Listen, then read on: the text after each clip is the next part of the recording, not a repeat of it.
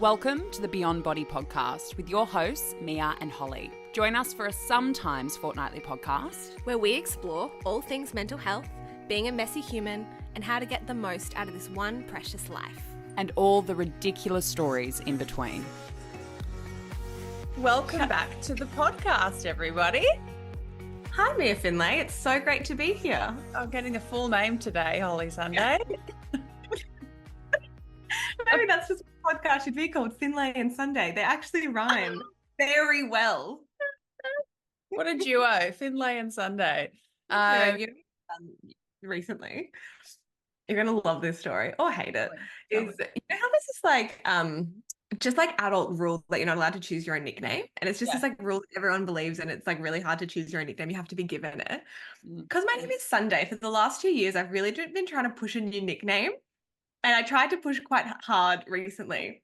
Well, last year when I was in Melbourne, I started using the name Sunny, and I would like say it when I was like ordering a takeaway coffee. I love it. All my family and friends push back on it, and like no one is picking it up. And now my family have started calling me Stormy instead, not Sunny. It's like, we'll give you some backfire. Just close enough, adjacent, but not exactly what you want. Well, I'll say it at a coffee shop and then I'll forget. Like I just won't be in the headspace of like, that's my name. Do you know I actually pulled that off at boarding school? I don't think I've ever told anyone this. But when I went to boarding school, The Princess Diaries had just come out, and her name was Amelia, but her nickname was Mia. And I was like, this is genius. I never thought of that. So when I went to boarding school, I told everyone my nickname at my previous school had been Mia. Oh, that is so funny. That's such a sneaky. Well, I rebranded. Yeah, you can just rebrand. Why can't we just rebrand?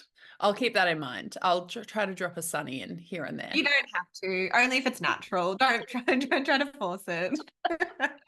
Anyway, on to the topic. Okay, so today we are talking about getting back your recovery groove and going to be fleshing out the big, scary R word of relapse. I think this is such an important one because it's a consistent line of questions that we get in like Q&As, and just like the messages that I get are usually from people who have relapsed or are noticing that they're relapsing. We're kind of going to do a little bit of all of it, but it's mostly like from the standpoint of, okay, this has happened. Like the landslide is well on its way, or you can see that it's already happened. What are some ways to like recognize it and get it back on track? Because we think about a lot of stuff in recovery in a very binary way. Like I'm either recovering or I've relapsed. I'm either in this or I'm out of it, right? It's like very inflexible. Yeah. Well, hopefully from this conversation today, people can not only feel empowered to be like, okay, this is what's going on, this is what I can do about it, but also just be able to like reframe recovery. How about we reframe relapse in a new way? Yeah, love it. So let's kick it off with sort of some basics of, how we can identify that, relapsing might be something that's occurring or has occurred. What are some signs that someone might have relapsed? I think there's a lot of potential signs, and obviously they're going to be really nuanced to the individual, which is why it's really important to get clear on what are some of your red flags, your specific things to be aware of. But I think a few of the really biggie, obvious ones are going to be things like weight fluctuations, weight loss, behaviorally, things like not finishing meals, the reuse or re-engagement of any behavior that you had previously tried to reduce. So whether that for you could be, scales or an Apple Watch or calorie counting, or, a growing list of like restrictive foods, eating alone or in secret, even like skipping sessions, isolating, or even some other sort of like less overt things might be just not reaching out to people in your life as much, not putting as much effort into things, whether that's like meals or friendships. Yeah, completely. I think a huge one, if you are engaged in treatment, is not wanting to be in front of people who can sort of hold the mirror up to you, for sure. Because you can maybe hide it from your loved ones and your support system, like your personal support system, but your professionals are probably going to pick up quite quickly on some indicators that there might be something going on. So surely broader isolation, but definitely disengaging sort of recovery from an appointment perspective, or just things, routines that you've got used to working into your week. Things like whether or not, your coach has you doing a couple of dialogues a week, or your self-care practices. You might have worked on a more sort of grounding morning routine and that slipped out of process, out of rotation, or your sleep hygiene has worsened. Yeah. It can be all of these things that just sort of start to slip away that aren't necessarily 100% like obvious recovery things, but they're kind of some of the patterns or coping mechanisms or whatever it is that you've implemented to support your recovery, and those things start to kind of like slide away at the edges. Absolutely. I think, and you would be the same. How many times have you had a client being like, I think I like things just didn't really go that well this week. Like I'm gonna cancel a session. And that's when we're like, no chance, babe. Yeah. We're showing up to the session because this is the thing about if you have consistent professional support around you, these people are going to pick up on these things.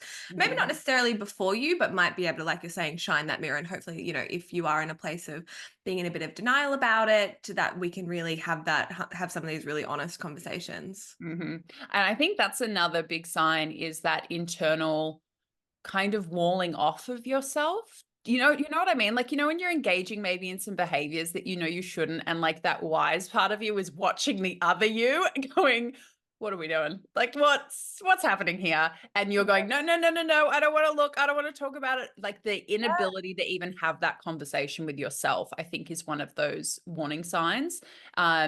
Where you may not even have a grip on, is this a relapse or is it, but just that incongruence of, there's Yeah. parts of you that don't want to talk to each other, because that's a huge part of obviously the recovery process, is finally getting that healthy self interacting with the eating disorder self. And if they're refusing to talk to each other, it's usually because eating disorder self doesn't want some of the reality checks that even you can give yourself before anybody else even has the chance to.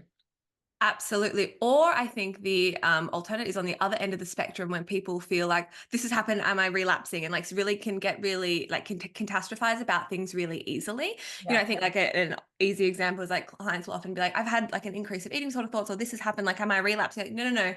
It doesn't, all these things don't necessarily also need to mean relapse. I think particularly that one of feeling like there's increased eating disorder thoughts, there's so many other reasons that could be happening. And I think when something like that happens, when any of these things happen, it doesn't have to mean relapse as well. Obviously, they can be signs of it, but often can just sort of mean that, okay, we need to have a little bit more of a hypervigilance around what's actually going here. Could there be another reason that we're having an increase of these thoughts, or have we gone through significant change? Do we have to adjust how we're supporting ourselves, what our recovery is looking like? There's always just so much information that come from any of these signs as well. And I also just want to preface that you can also be going through a difficult time of life, and it doesn't mean relapse. Yes. Well, It's not inevitable. It's not inevitable. And, as much as we go through, we tried to give an exhaustive list. It's also, it could be one of these things, two of these things, 10 of these things. It doesn't mean that it's not salvageable, that it's not able to, be put back together.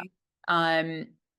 So yeah, I think that's a really, really important point, is just how much we can learn from this. And I love what you said about, it's about getting to know your red flags and your warning signs, because this is why when a client has a worse week than usual, I don't go, well, that's terrible, you did a bad job. It's like, this is valuable. This is going to help us, because we now know where the gaps are and we can look out for them. If you don't know where the gaps are, you can very easily start to slide into them. Exactly. I think people can not get complacent, but you can start to be a bit passive in your recovery. I think maybe you told me this quote of like, what got you to here isn't necessarily going to get you to there. Did you tell me that? Possibly. Maybe. She throws a few quotes out there. Was it a metaphor? No, I'm kidding. But I think that's such useful information, because, you may have done all this recovery work and it has got you to a point, like, say you're stable, but that doesn't necessarily mean that what you have been doing is going to keep you stable or help you progress. We always have to be adaptable, because as human beings, we're changing so often, and our life is changing so often as well. Like, everyone's lives changes year to year. So how you're showing up for yourself in recovery is also going to have to be adaptable to that. And you have to stay aware. You have to stay curious. Completely. So when somebody can recognize and maybe like come out of a bit of that denial, or they, start to accept that this might have turned into more than just a slippery slope, what are some of the steps that we'd advise people should take once they recognize, yeah, this is kind of gone a bit wobbly? Well, I think just expanding on something we previously just said, I think a really big piece of this that can push people further into relapse is that denial or the fear of letting people down or not wanting people to think that like you're struggling again. So honesty here, I think, is the first step. And it's obviously being honest with yourself, but also even if you just have one person that you feel comfortable you could be honest with around you. Mm. Yeah, completely. And I think what works against people with eating disorders is how independent they can be, Yeah. how self-reliant they can then get them into trouble in so many ways in terms of how their illness progresses and then how that can sort of interfere with their recovery as well. Because I've heard so many times, I just wanted to get it back on track before I told you. I just wanted to fix it all before I told you. I'm like, oh boy, do I hear that. I think it was in the friendship episode with Jo. She was like, for 30 years, your pattern has been, oh, I'll tell you in 6 weeks when I've fixed it. This thing that can't be fixed alone, I'll fix it and then I'll tell you about it. As opposed to sort of that proactive help seeking of like, actually, in order to fix it, I need to tell someone or potentially work on this with somebody to get it back on the rails. So I think if you'd even tell yourself, which is great that you have every intention of maybe doing some repair work to your recovery or, get things back on track. That's fantastic. But if part of that self-talk is, and I'll do it alone, and then I'll maybe let everybody know that it happened once it's sorted, that can be a really big warning sign that this could get more entrenched, because potentially part of the reason why it's gone as wobbly as it has is because we maybe stopped help seeking, we stopped working collaboratively with others on this process. And even if in some of these situations you could do it on your own, it doesn't mean you have to either. It's like just because you can doesn't mean you have to. It's fine. It's Yeah. important. We're pack animals. Yeah. Like it takes a village to recover from an eating disorder. Yes, absolutely. And it's like we always say, like recovery is such a container for all Mm. of these ways that we operate as a human being, which we can either improve on or, can keep us vulnerable. Like if we are someone who is resistant to help seeking, who is resistant to being vulnerable in that way, this isn't practicing here isn't just going to help your recovery, it's going to help you long term as well, to reach out in the moment and to help seek in the moment, and to, if you think about any of these things as a project, right, it's always, as you say, it could be done alone, but is it better done with others? And recovery, I always make the argument when people do have, a support system who are willing to be engaged, enthusiastic, but they want to keep them shut out of it, I'm like, that might seem appealing now during the recovery process, but once you're on the other side of this, there is can be, I mean, I know it's my experience that I felt this way. There can be such a sense of pride and accomplishment in coming out the other side and everything you learned and everything. Don't you want people to celebrate that with? If you don't let people into the ups and the downs, they don't have context for just how hard you're working and just how amazing your efforts are. And it's why, not every year, I do it less and less now, but, in the immediate years after I recovered, I would, go out with friends and they would send me flowers. And like, it was a really beautiful celebration and reflection. And if I hadn't brought people into that process, they'd be like, yeah, cool, whatever. I have no concept. They didn't understand eating disorders. Like, I have no concept for why that's so difficult and how hard you had to work. That's so beautiful. That is such a sweet thing to do. I don't have like any really, well, many regrets in life, but if I did have one, it would be not letting people into my recovery sooner. Yeah. Like I had like a very like tight knit world. I was like, no, this is going to be it. I'm comfortable with this, but I actually just would have let more people into it. It would honestly would have made things so much easier. Yeah. Yeah. I know. Like now that we know how to do it, we're like, oh, Yeah. back then it's like, it's Yeah, the totally. scariest, worst thing I could possibly do. But if you think about someone who feels like they're acknowledging, okay, I'm in relapse and they're not telling anyone about it, you are going to be in that little puddle of panic and stress all on your own. I Yeah. think just being able to, so often verbalize what we're experiencing and then having someone hold that space, it makes it so much easier for you to be like, all right, so here's where I am now. This is the path. This is how I'm going to get there. It's really hard to be able to understand some of those things if you're just dealing with it in your own like internal warfare world. Completely. And the way that it feels and seems in your head versus when you're forced to, not forced, but like when you taking what's in your head and then communicating it to someone else means you have to organize your thoughts, because you Yeah. have to figure out how to communicate it in a way that somebody else is going to understand. And therapy throughout recovery this was one of my biggest lessons that I learned, was that I would have a week, because I only have my psychologist, I would have a week where I would be, building up to seeing her, and the week might be deteriorating and I might be not feeling so motivated and things might be going left. And the level of like devastation and catastrophe that would be in my head. And then within 5 minutes of sitting in front of her, it was like, oh no, we can deal with this. Oh no, that's normal. Oh, that's fine. And I'd be like, oh, and this is why I think coaching is so powerful, because we are holding that line. We're not letting people get stuck in their worlds whilst they're not sitting in front of their professionals. When I get an email of like, this just happened at lunchtime and I didn't do XYZ and now everything's ruined. I'm like, no, it's not. Let's unpack it. And within half an hour, you've got an email being like, oh yeah, no, oh, I've got this. Oh no, it's all good. Yeah. No, I've got it right in my head again. Because when we've spent so long isolated with the eating disorder, it is so good at manipulating what's going on and turning it into the version of what's going on that benefits it. And it's going to strip away all the nuance and all the positives and tell you terrible things about yourself and terrible things about other people and terrible things about recovery, and just that little tether back to someone else who gets it or understands how to like ground you back into your healthy self. I'm not forcing them to do anything, but just talking to me about it, they're like, oh, I've got it now. Absolutely. So I think, yeah, definitely honesty, first, very important piece. I've then said what I think is the next most important thing to do is take yourself out of immediate danger. Because if the eating disorder fire is happening, we need to really have a look at what can we change immediately and what do we need to work towards. So this could be something as simple as reducing any additional stresses that are unnecessary. So, or like maybe saying no to some extra commitments, so that you can actually have the space and time to be able to refocus and reprioritize what's going on in your life. Because it's pretty hard to get out of a relapse if you don't have or make the time.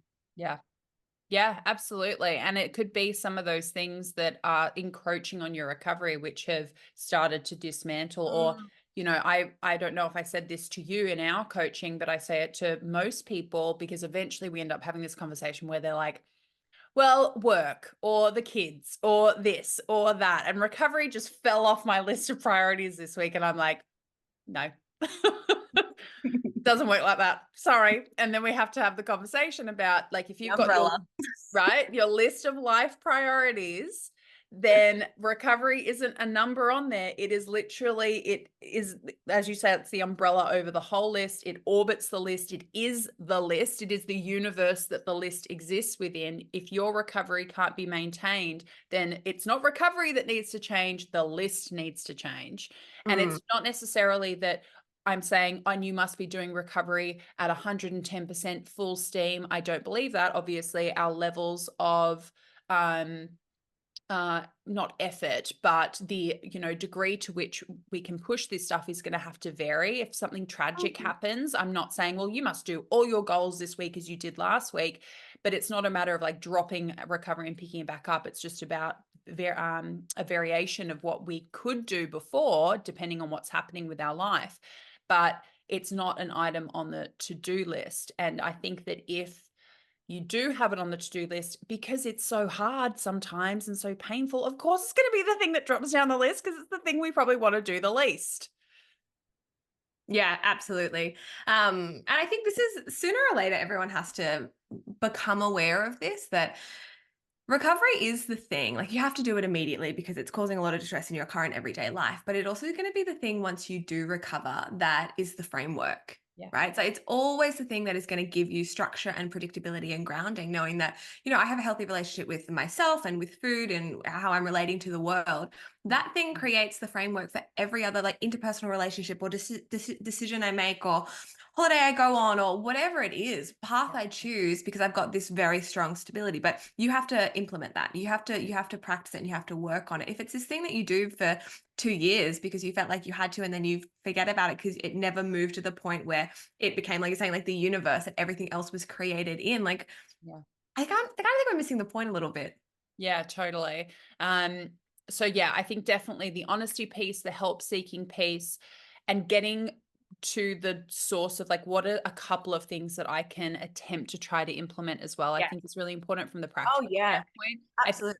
even just to demonstrate to yourself, it's not like, I'm going to do this and everything's going to get back on track. I think it's more sending the message to yourself of, I'm committing to pushing back and trying to get re-anchored to my recovery, and starting small. Don't start with the big stuff. Don't start with the major stuff, because that can be a little bit of self-sabotage as well, which is like, well, see, you can't get this back on track. See, this is why you've relapsed. There's no point, there's no point in reconnecting and, making another effort at this. So starting with the things that maybe were neutralized first that might have dropped out, things that have been in rotation for quite some time that have dropped out, not like a goal that you set last week or 2 weeks ago that hasn't had enough time for your brain to start to get used to it.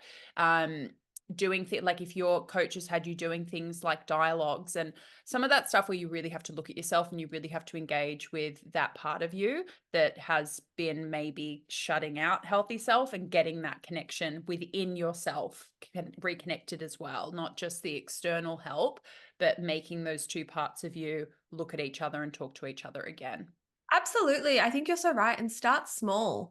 Realistically, there's probably a lot of change that needs to be made, but maybe it's also just looking at, what we sort of call like the recovery baseline. For a lot of people, it's going to be like, okay, so what's the most basic structure I can be doing? For a lot of people, that is going to look like regularity and adequacy and working towards that if you're not already at that, or just coming back to that foundational point so that we can really get you to a point of like, okay, so we're going to be able to find a bit of predictability and stability in that point.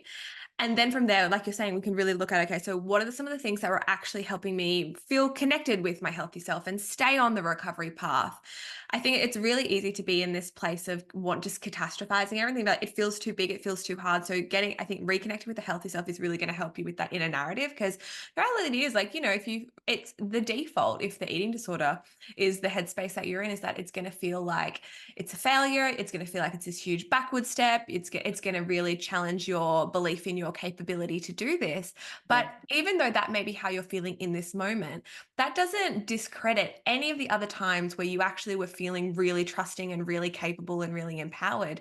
And I think if we're able to recognize that, being like, this is one moment in my life where I'm feeling this way, where I'm maybe not feeling as trusting or as capable, all those other times you were feeling as trusting, they're not that far away, and we can access them again. It's actually just about getting back into that narrative of being like, okay, this is where I'm at. This is where we've got to go to.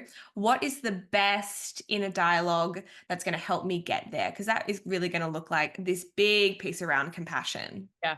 That's a beautiful work into sort of the next area we were going into, which is how do you rebuild trust in yourself? And I think we can add and in recovery after experiencing a setback. And I love what you're saying there, which is that it doesn't all just fall out of your head because you had a bad week or a bad month, right? Like that's not, we can speak about this stuff philosophically for sure, but it also comes back to the basics of how the brain works, which is if you've already worked some wiring in there, it doesn't just fall out of your ear because you haven't used it for a couple of weeks or because you've jumped back into that old pathway. If we think about our neural pathways as literal roads in our mind, and the eating disorder one, because it's been around for so long, is like a super highway, and it's really well established and you use it all the time. And the new one might be more like a little country town two-laner, but it's in there, and it's not all just going to get ripped up and thrown away because you haven't driven on it for a couple of weeks.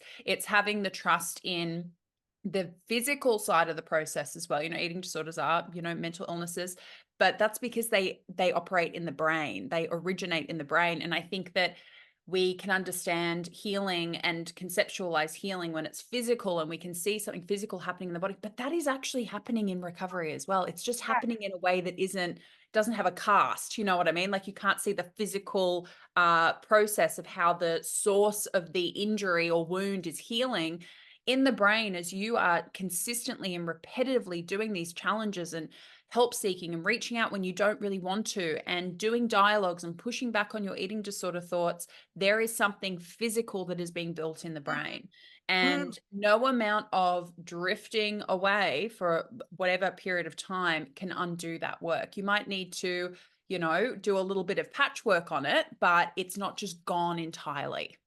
Yeah, absolutely.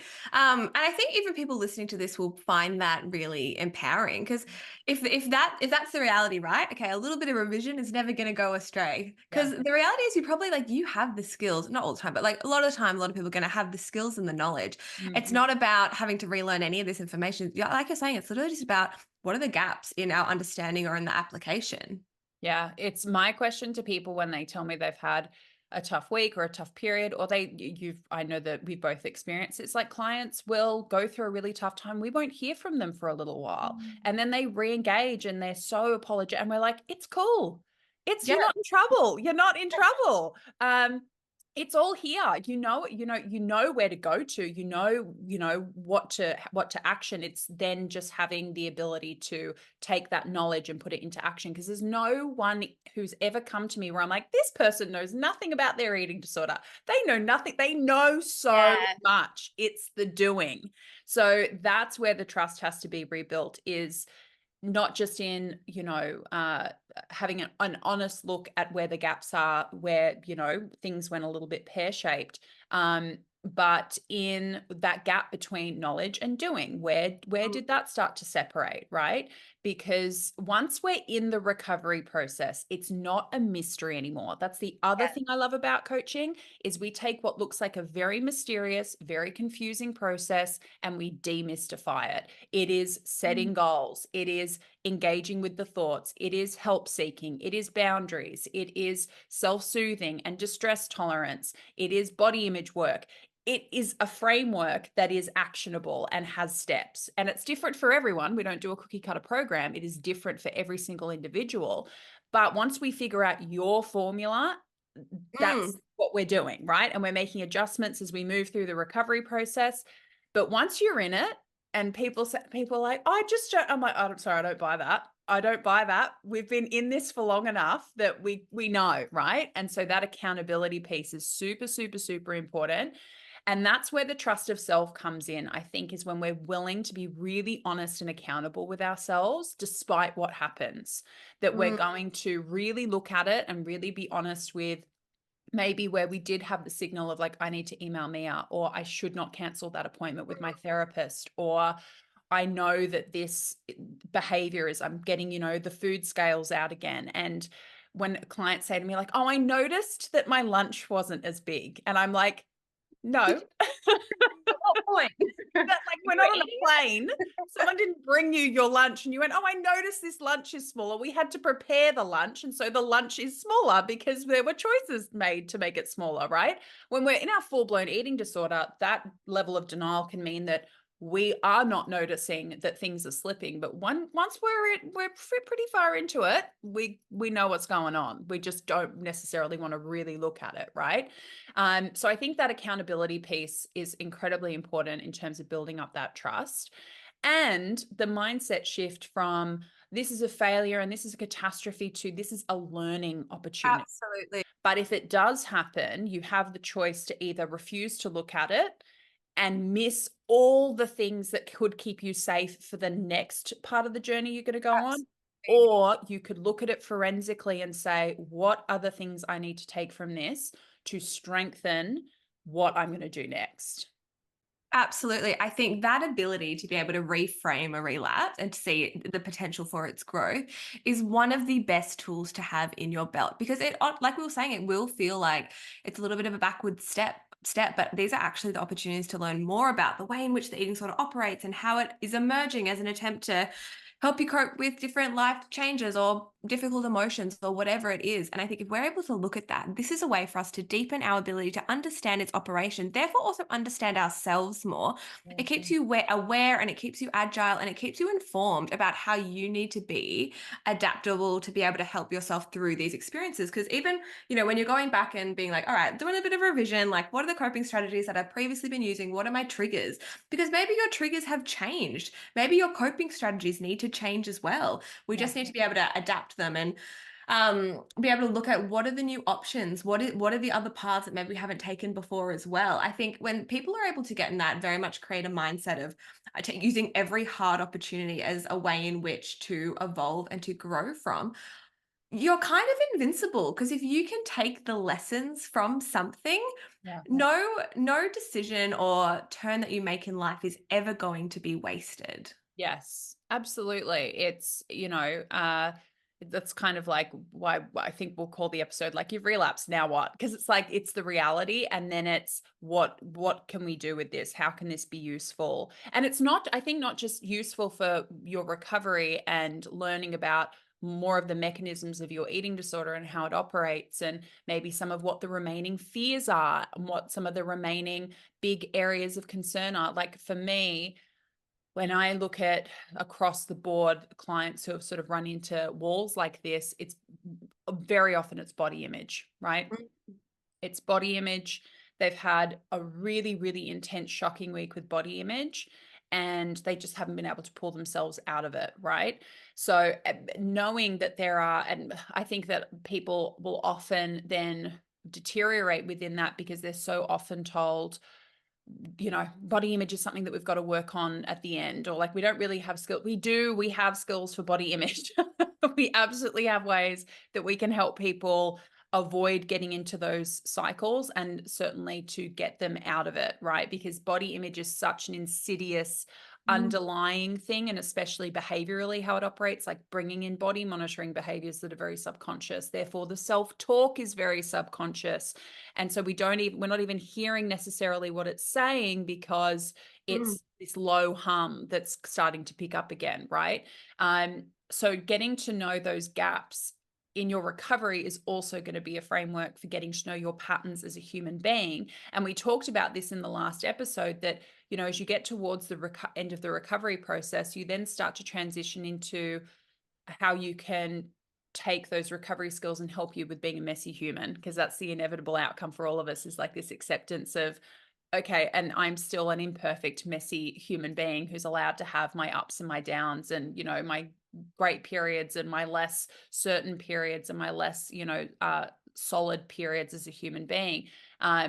And I think that some of these things that happen to us in recovery, as extreme as they feel, they're not just about recovery. They're about, like what you were saying before, maybe you haven't been holding your boundaries as firmly as you need to, or maybe you've been saying yes to too many obligations at work or in your personal life, or maybe you have noticed your anxiety has gone up because your self-talk in other areas isn't mm. quite as, productive as it needs to be.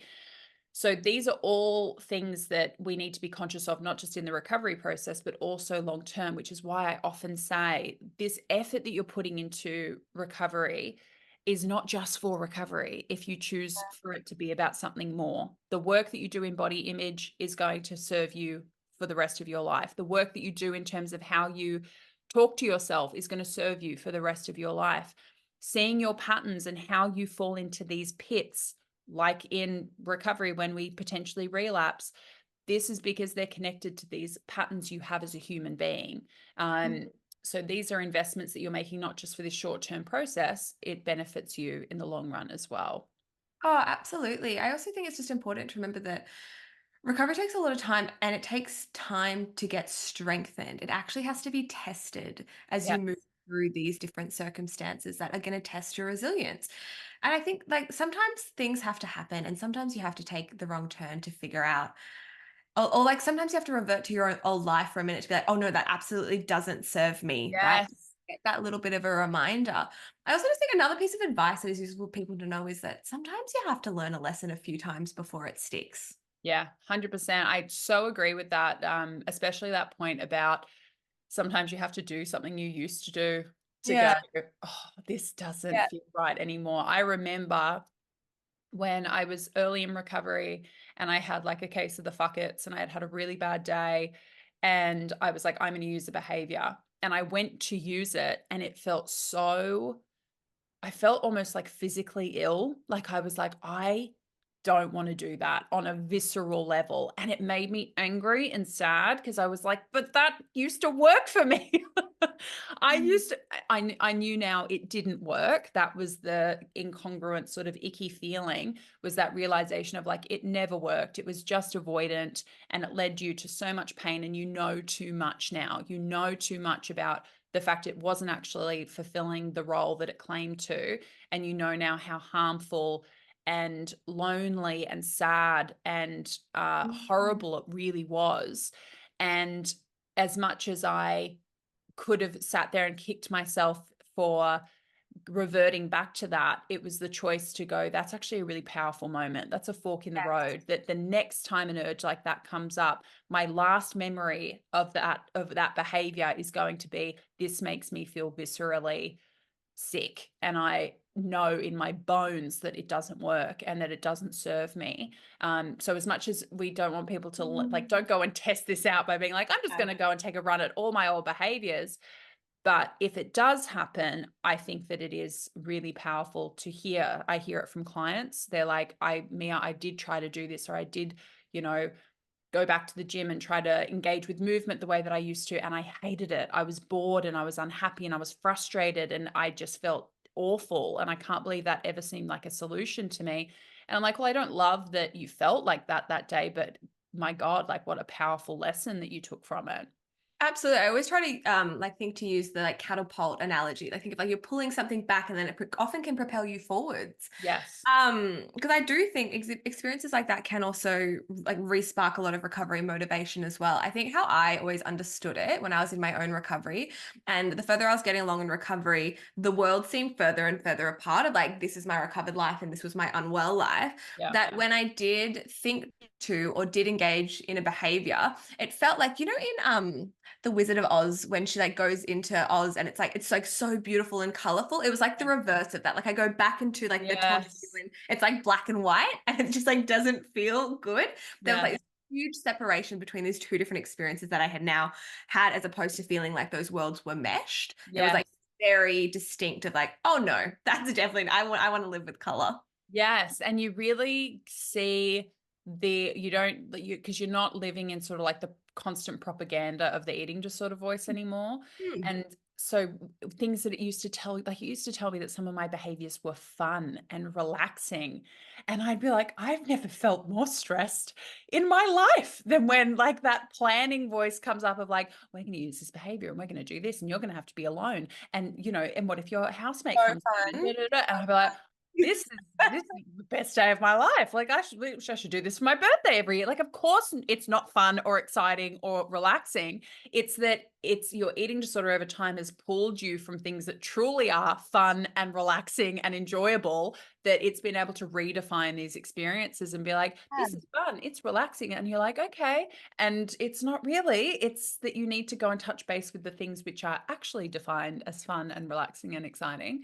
But I think a dipping your toe back in can really solidify that, okay, we're not allowing it to use those terms anymore. We're not just buying those claims anymore. It wasn't that. It was maybe trying to be that. A for effort, F for execution.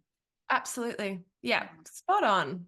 Yeah. So obviously if you have, your support system around you, and we're talking about, reaching out and having a conversation, whether it's with professionals or with loved ones, especially say your parents, if you're somebody who's underage and really in that kind of environment. So if we've got some friends and family listening and they've got a loved one who has relapsed, what is some advice that we might have for them in terms of how to respond, how to react, how to approach it? What might be a good response from them? I think the best thing you can do for a loved one is to meet them where they're at and really listen to them and work with them, not against them, because you have to remember that you are on the same team. Yes.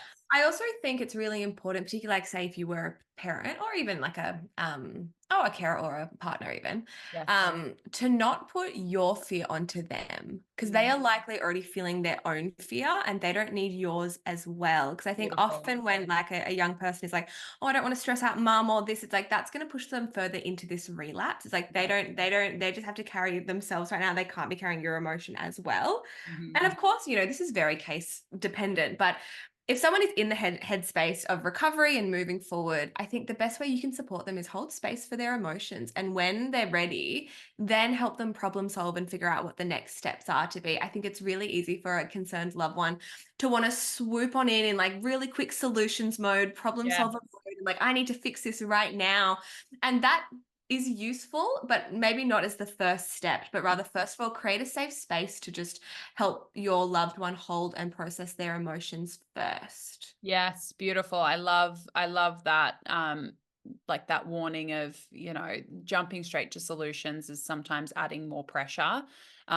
Because I think in terms of talking about how recovery skills and looking at your recovery patterns and therefore like your human patterns and life patterns can be so powerful. I think this is true as well in terms of how we learn to communicate and learn to help seek, but also learn to provide help, and the shift that we can make.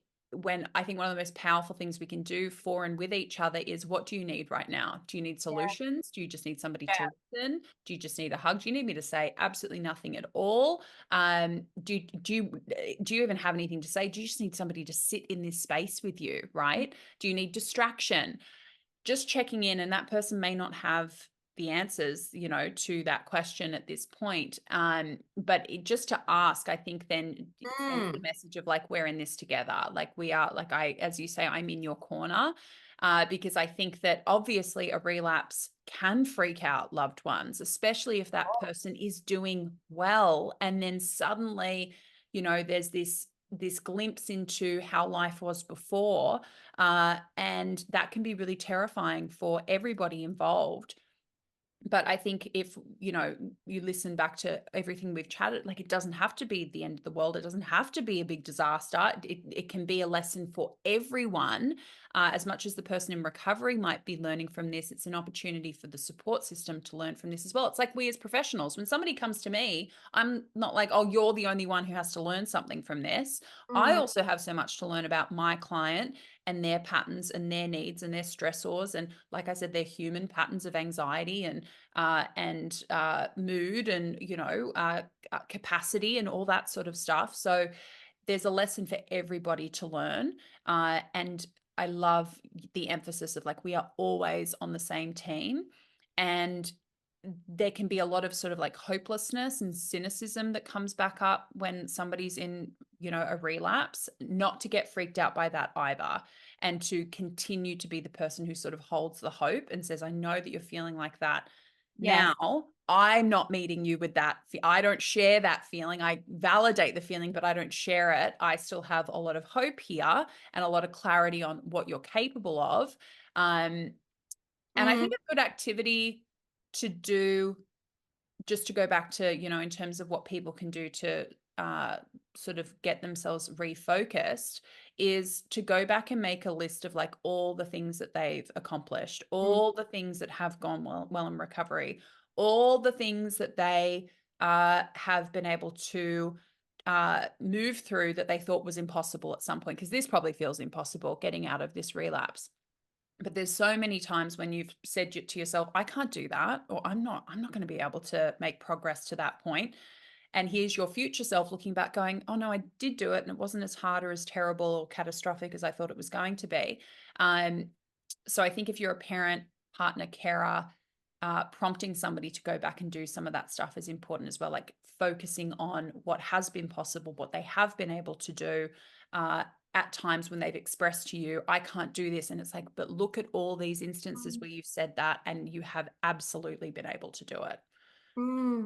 Absolutely. And I then think, once you're sort of past that point and you're both in the headspace of, okay, cool, like now it's problem solving time. Mm. I think a really good thing to do is also just look at the current support system and have a bit of a look at, all right, so what safeguards could we put in here? Maybe it's we need some more meal support or high level of self accountability, or maybe it's like help with food preparation or shopping or just taking stresses off their plate as well. But I think what we're both very passionate about here is that everyone has to work on this team together. Yeah. And I think really talking to someone in like with that language of, I don't necessarily know what to do right now, but I'm here to figure it out with you, and like we're doing it together. Yeah, absolutely. I think that's another area where coaching can be such a great blueprint for like carers, partners, parents, etc. Is no, you're not a coach, but there are elements of the coaching approach and attitude, which I think benefit the support system, the personal support system, like truth without judgment. As soon as Carolyn said that in the training, I was like, this role makes all the sense in the world to me. Truth without judgment. It's being able to say to somebody, look, I don't necessarily have all the answers, but I'm here with you without judgment, and without, forcing you or, making you do anything that you're not prepared to do. I'm holding space, or I'm here to brainstorm and work on this with you when you're ready to action that. I think that that's a great blueprint for people in that sort of support role on a more personal level as well, because it just, anything else is potentially going to put you in like a you versus the person situation, and that's the thing that we want to avoid, even and especially at times like this when everyone's probably feeling very vulnerable, a little bit on edge. We don't want that to tip us into potentially old or unhelpful dynamics like Exactly. you versus the person.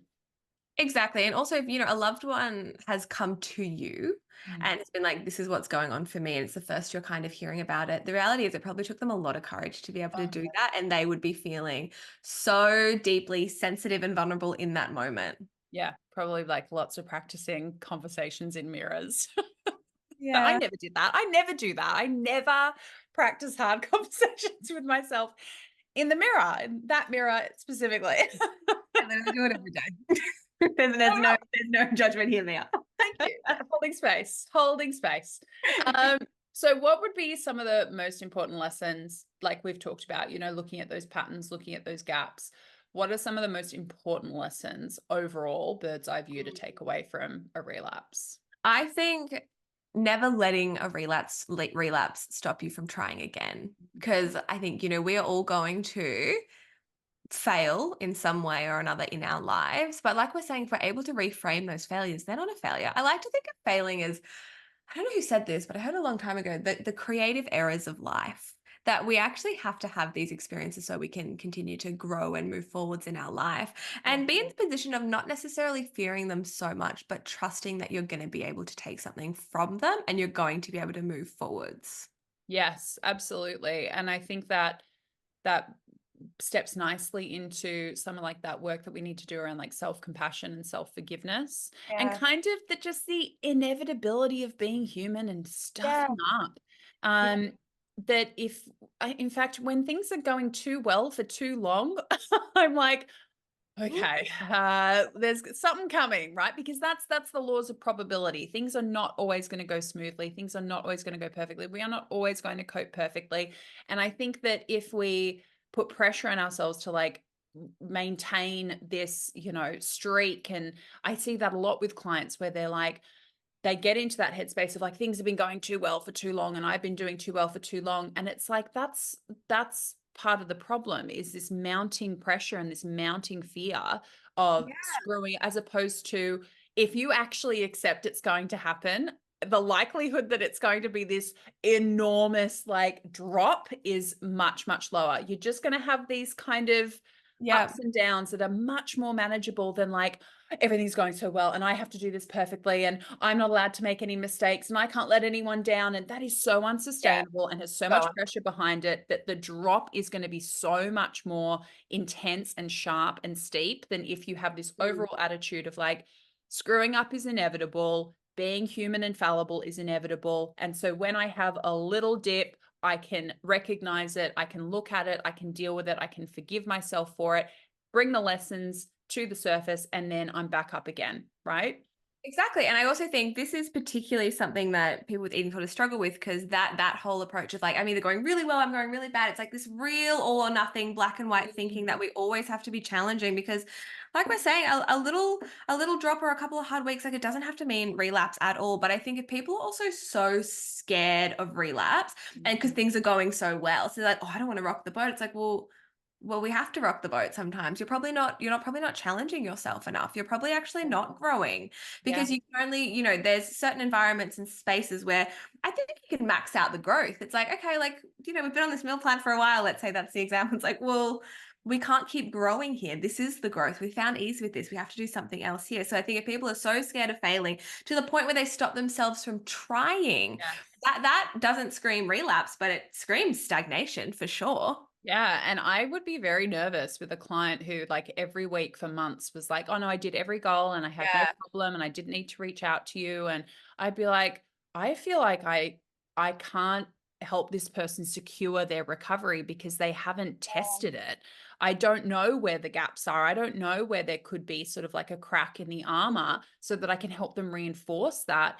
And that actually makes me more nervous than if someone's like, look, some of these breakfasts this week went fine and went well. And other ones were like total disasters. And I completely didn't cope, or, I didn't help seek properly or whatever. I'm like, great, we now have a contrast. Right. What we do when things go better, and we know what we do when things don't feel as connected or as, possible to execute. This is fantastic. We have data from both sides. If I've only got one data set of how we do everything perfectly, I'm waiting, as I said, for like that crash to come. And that's Yeah. a much harder thing to unpack than someone saying, oh, this week, a few things didn't go that fantastically. I'm like, great, cool. Let's look at it. What went well, what didn't go well, what did we learn? And then we charge into the next week with all of that helpful information. Exactly. I think that contrast is so important. Also, think about if someone was, feeling really comfortable in recovery, so they didn't want to be challenging themselves. So therefore, that means that they're avoiding things that could be potential triggers. I totally understand if someone's feeling particularly vulnerable, there's going to be a lot of triggers that we're going to try avoid, and that will be necessary. But also remember that triggers bring learning as well, Yes. and challenges bring learning. We have to have, you actually have to have space to potentially fail, Mhm. knowing that you are going to be strong enough to pick yourself up again.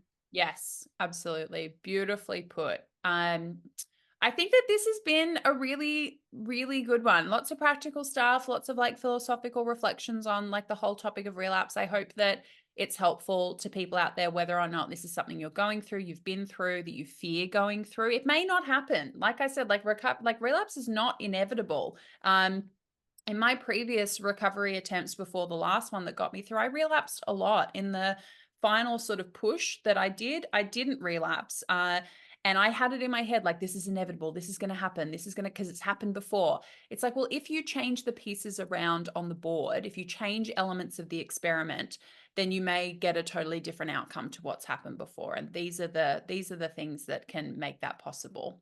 Well, I think that's so much about what recovery is about. It's like really shutting off your previous experiences and recreating this new life for yourself, because history doesn't actually have to repeat itself. Absolutely. I think that's a powerful thing we can remind people of when they're like, there's a behavior just waiting around the corner. It's like there can be a last behavior. There's also like a behavior that's not waiting around the corner. Yeah. Love it. Beautiful. Alrighty. Well, we will see you all in a couple of weeks. Thank you for being with us. And I was wrong in the last episode. You're still in Australia.